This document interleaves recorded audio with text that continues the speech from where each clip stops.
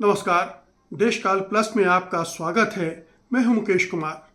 दोस्तों, अमेरिका में अब वाइट नेशनलिज्म या गोरा राष्ट्रवाद, बल्कि यूं कहना चाहिए कि गोरा नस्लवाद बिल्कुल खुलकर आ गया है।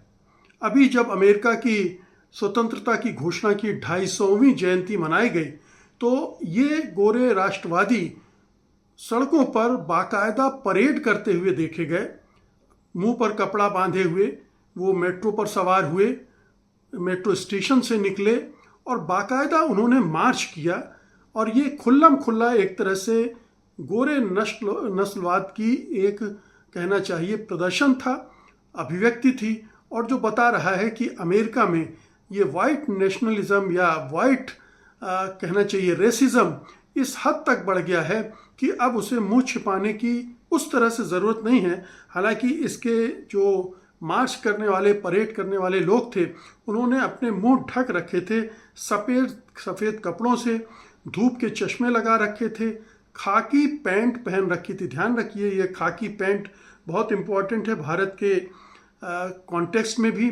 खाकी बेसबॉल कैप भी लगा रखी थी, गहरी नीली शर्ट पहने हुए थे और बिल्कुल वो अनुशासनबद्ध होकर उसी तरह से मार्च कर रहे थे पंक्तियों में, जैसे कि हमारे यहाँ आरएसएस की जो रैलियाँ निकलती हैं या जो उनके कार्यक्रम होते हैं उनमें जिस तरह से वो बिल्कुल अनुशासित ढंग से निकलते हैं, वैसे ही वो कर रहे थे। वे मेट्रो रेल पर सवार हुए, खासकर न्यू कैरोलिटन स्टेशन से निकले, वाशिंगटन डीसी जो कि राजधानी है और उनके इलाकों में मार्च किए। मार्च के दौरान वे अमेरिकी झंडे, कुछ नस्लवादी झंडे भी ले रखे थे और अपने समूह के झंडे भी उनके पास थे। कुछ ड्रम बजा रहे थे और कुछ के पास ढाल भी थे। ये एक तरह से वो उनका दावा था कि रिक्लेम अमेरिका, यानी अमेरिका पर फिर से हमारा नियंत्रण हो, उस पर अपनी दावेदारी ठोक रहे थे सिर्फ गोरों के लिए। और सोशल मीडिया पर ये तमाम वीडियो वायरल हुए हैं। आप स्क्रीन पर भी देख सकते हैं कि वो किस तरह से मार्च कर रहे थे, किस तरह से मेट्रो पर सवार हुए। वो सारी चीज़ें आप सोशल मीडिया पर देख सकते हैं। इस परेड में 400 से भी ज़्यादा गोरे नस्लवादियों ने हिस्सा लिया।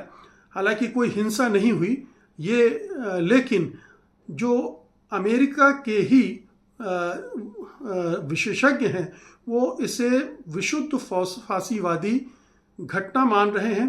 फांसीवादी घटना जो कि जो पैट्रियट फ्रंट है उसने ये आयोजित किया था, जिसका पूरा चरित्र, जिसकी पूरी विचारधारा, जिसका पूरा एजेंडा और जिसका पूरा कार्यक्रम वो पूरी तरह से गोरे नस्लवाद पर आधारित है। वो चाहता है कि एक वाइट एथनो स्टेट बने, जैसे हमारे यहाँ आरएसएस के लोग चाहते हैं कि ये हिंदू राष्ट्र बने और जिसमें हिंदुओं का ही प्रभुत्व हो, वर्चस्व हो, बाकी जो हैं वो उनके दोयम दर्जे के नागरिक बने। इसी तरह से ये जो गोरे नस्लवादी हैं वो ऐसा अमेरिका चाहते हैं जिसमें अभी जो नागरिकता के आधार पर समान अधिकार मिले हुए हैं वो ना हो, बल्कि केवल और केवल गोरे लोगों का वर्चस्व हो। और ये जो पैट्रियट फ्रंट है ये केवल अमेरिका के गोरों की बात नहीं करता है, इसका नस्लवाद जो है वो पूरी दुनिया को एड्रेस करता है। वो यूरोप के भी जो वाइट हैं, जो गोरे हैं, उनसे भी अपने कनेक्शन बनाते हैं। मैं उस पर अभी आऊँगा। और उनसे भी अपील करते हैं कि वो भी इस वाइट नेशनलिज्म के साथ चले। अब ये इसका आपने संदर्भ समझ लिया। 2017 में ट्रंप ने, चूंकि इसका ट्रंप से एक बड़ा कनेक्शन है कि ट्रंप के आने के साथ ये जो ताकतें हैं इन बोल्डन होती हैं। पहले टर्म में जब ट्रंप आए थे तब उन्होंने 2017 में एक रैली में ये टिप्पणी की थी कि ये तो बहुत अच्छे लोग हैं।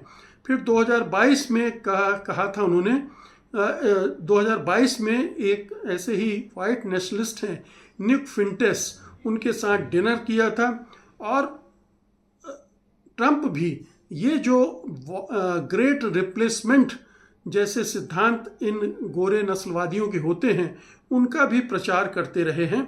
और इसलिए ट्रंप और गोरे नस्लवाद ये दोनों एक ही सिक्के के पहलू हैं, दोनों एक दूसरे से कनेक्टेड हैं। यहाँ तक कि एलन मस्क भी इस तरह के गोरे नस्लवाद के साथ खड़े नज़र आते हैं।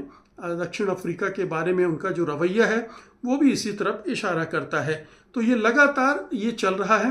अब इनके अगर आप इनको थोड़ा करीब से देखेंगे तो आपको लगेगा कि ये तो आरएसएस का ही अमेरिकन वर्जन है।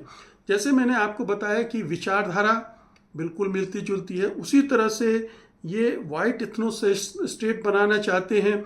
जैसे भारत में ये हिंदू राष्ट्र बनाना चाहते हैं, जैसे वो वाइट सुप्रीमेसी चाहते हैं, वैसे ही ये हिंदुओं की सुप्रीमेसी चाहते हैं। हिंदुओं में भी अपर कास्ट की सुप्रीमेसी चाहते हैं। और उसी तरह से इनके मुद्दे भी हैं। ये जो भारत में धार्मिक अलगाववाद आरएसएस का एजेंडा है कि कैसे मुसलमानों को, ईसाइयों को अलग थलग करो, उनको व्यापार में मत घुसने दो, उनके रोजी रोटी छीन लो वगैरह वगैरह, ठीक वही उस तरह से वो भी कह रहे हैं। वो भी पहचान की बात करते हैं, वो भी जो प्रवासी हैं उन पर नियंत्रण की बात करते हैं, वो भी सांस्कृतिक राष्ट्रवाद की बात करते हैं, नस्ली राष्ट्रवाद की करते हैं।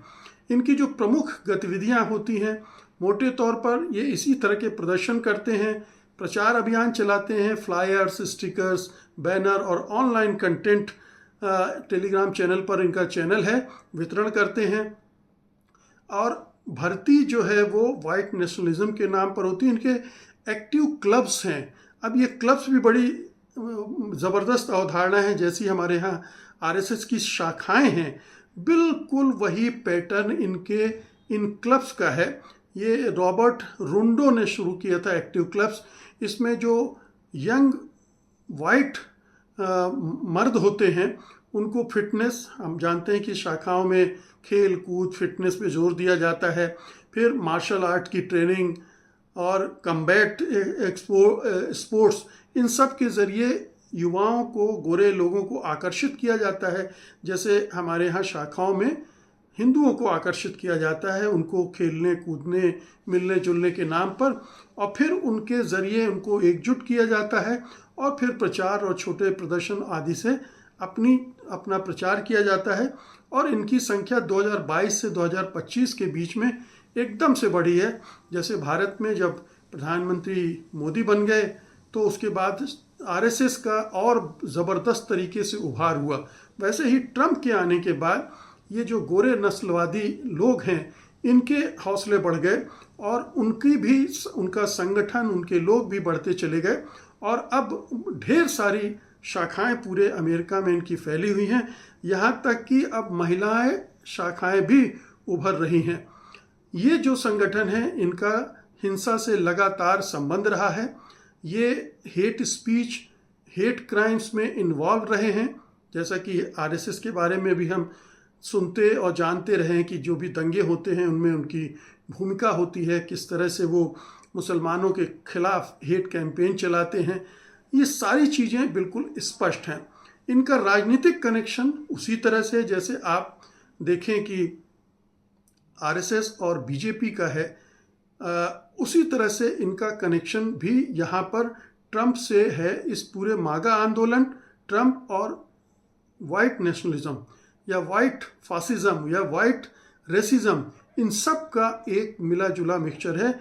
ये ज़रूर है कि ट्रंप उस संगठन से नहीं निकले हैं, उस तरह से उनका संगठन के साथ कोई संबंध नहीं है, लेकिन वैचारिक गतिविधियों संबंधी, एजेंडा संबंधी और उनको संरक्षण देने संबंधी, क्योंकि जो कैपिटल हिल पर हमले किए थे इन लोगों ने, यही वाइट नेशनलिस्ट थे, रेसिस्ट थे, उनको बचाने में भी ट्रंप ने एक बड़ी भूमिका निभाई है। तो ये तमाम चीज़ें हैं जो चिंता पैदा कर रही हैं कि अगर अमेरिका में, जहाँ पर समानता और समता की, नागरिकता के आधार पर इतनी बात की गई है, वहाँ इस तरह की चीज़ें उभर रही हैं और इस तरह के नेता उभर रहे हैं जिसको लीड कर रहे हैं